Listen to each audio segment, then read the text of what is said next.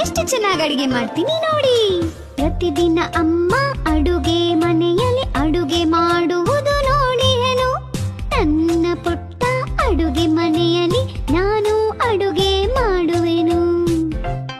ಮೊದಲು ಏನ್ ಮಾಡ್ಬೇಕು?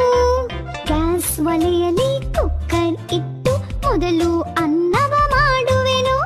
ಬಾಣಲೆಗೆ ತರಕಾರಿ ಹಾಕಿ ವಿಧ ವಿಧ ಪಲ್ಯವ ಮಾಡುವೆನು. ಏನೋ ಮರ್ತಿದ್ಯಲ್ಲ ಚಿಟ್ಟಿ. ಉಪ್ಪು ಮೆಣಸು ಸಾಕ ಎಂದು ಬಾಯಲ್ಲಿ ಇಟ್ಟು ನೋಡುವೆನು.